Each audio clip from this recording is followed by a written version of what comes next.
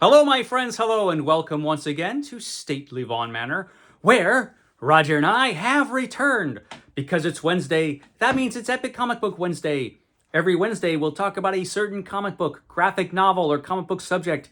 Steve Donoghue on his channel, usually, will talk about the same comic book, graphic novel, or comic book subject. It is our world's finest team-up that we do once a week. Steve Donoghue, however, is still on hiatus, so he won't be doing one on this today because season 9 of the Steve Donoghue Show hasn't premiered yet. I'm not sure when that's going to be, but it hasn't happened yet. So Roger and I are on our own here at Stately Vaughan Manor, where it is still Christmas, because Roger is too lazy to take the Christmas lights down. You're just lazy, Roger. This guy. Okay, that's all right though.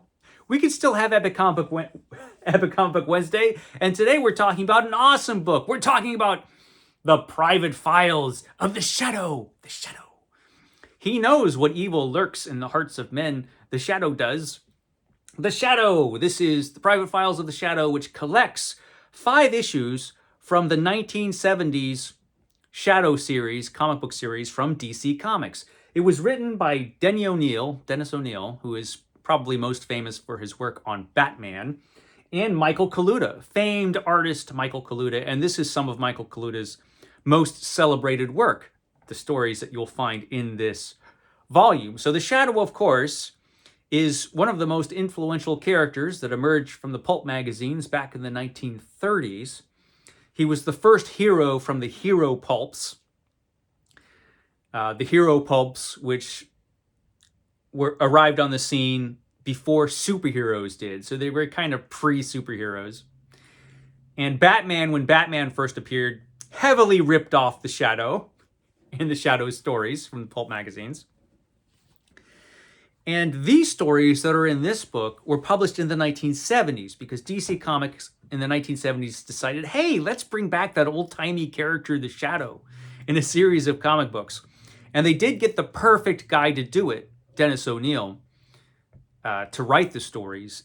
Dennis O'Neil was really good at writing characters like this, kind of street-level vigilante, crime fighter kind of characters. He felt more comfortable with characters like that than he did with superheroes like Superman, these super-powered superheroes.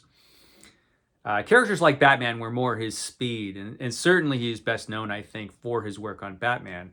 This series, though, was dynamite. It is the best representation of the Shadow in comic books ever. The Shadow has showed up in comic books here and there over the years, but the best Shadow series was this one from DC Comics in the 1970s. It only lasted 12 issues. 5 of those issues were illustrated by Michael Kaluta, and those are certainly the issues everybody remembers from this series. And those issues were reprinted in this collection from DC Comics. As far as I know, and I could be wrong, and let me know if I am, I think that this is the only time that these stories have been collected. I know Dynamite had the license to the Shadow for a while. I don't know if they ever reprinted any of these stories, though. Let me know if I'm wrong.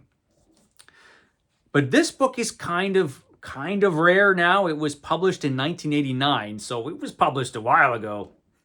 It was a while ago now, Roger. Well, maybe not to him, but 1989 this collection was published. And it's just a dynamite collection because these issues illustrated by Kaluta are just magnificent. This collection was recolored by Laverne Kadzierski. Laverne Kadzierski was the color artist. And Kaluta was just perfect for this character. Just this first issue is just great. Magnificent first issue of The Shadow. The Shadow is done exactly right. Unfortunately, in this collection, the covers were not reproduced along with the stories. So this is just the title page. There's the splash page. And that is unfortunate because the covers for this series were magnificent. Some of the best Shadow covers you'll ever see in comics were from this series. So when Denny O'Neil got hold of this character, he had to decide how he was going to do it. He has an excellent introduction to this volume. We got some artwork there by Kaluta. And he says about how he got the job and how he went about doing the Shadow for this series. First of all, he had to decide, am I going to put the Shadow in the modern world, the 1970s?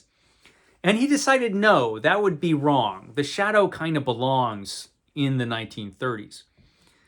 And I agree with him on that. The Shadow has been brought back here and there to the modern world, and it never quite feels right. Very often it just feels very wrong. So he brought it back to the 1930s where the Shadow belongs. But he also had to decide how he was going to present the Shadow. So the Shadow's main tools were 45 automatics. As Steranko has said, the Shadow didn't believe in the death penalty. He was the death penalty. He would just kill you if he felt you needed killing. And Denny O'Neil had to decide how he was going to do this in comic books. Was he going to present the Shadow as he was in the pulp magazines? And he says here in his introduction, so the Shadow's characterization. Should we make him a humanitarian fighting for the American way? A friendly father figure doing only what he had to do? Should we show him relaxing after a hard night with a cold lemonade and a warm fire? Again, the answers had to be no. The Shadow worked best, I judged, as something akin to a force of nature. Readers had to accept, as a given, that he was always right, at least about what was evil and what was not. He killed because he knew to an absolute certainty that his enemies deserved death, which created a problem. Human beings, even fictional ones, are not capable of such godlike insight if they are to be believable. So we were not permitted to know the Shadow's thoughts, nor his motivations, nor his background. He was, period. Of course, reading about moral abstractions tends to be pretty chilly entertainment. But I had Margot, Harry, and the rest of the crew to carry the human interest elements of the stories. And, by conferring on the Shadow the cachet of a demigod, I was able to redeem his helpers from being mindless cult followers. Unthinking obedience to a man is fascism. Unthinking obedience to a deity is merely good sense. None of this was original with me. It was all at least powerfully implicit in Gibson's novels. So yeah, Walter B. Gibson, who wrote hundreds of Shadow novels for the pulps. Denny O'Neil really took that characterization and put it in this comic book, and it works perfectly. That is the way the Shadow should be, mysterious. He should be mysterious. And he certainly is in this series. And Kaluta's artwork, like I said earlier, is just perfect for this series. He has that moody artwork. He really captures the era very well, the era of the 1930s. And just certain panels are just masterpieces, really. It's just great stuff. There's Shadow with a Tommy gun, And if this hasn't been reprinted since 1989, and I suspect it hasn't been, that is a real shame, because these stories are wonderful. And like I said, I really believe that these stories are the best representation of the Shadow in comics that has ever been done. One nice thing about this particular volume, after this last story, The Night of the Ninja, where the Shadow goes up against a ninja, what's more awesome than that? There is a 15-page story that Kaluta did specifically for this reprint volume. So he did this story in the toils of Wing Fat. He did this story for this 1989 volume. And it's interesting because it really shows his evolution as an artist and where he was at the time that he did this story back in the late 80s. And it seems to depict an older Shadow, so I wonder if this was a Shadow that was working in the modern age.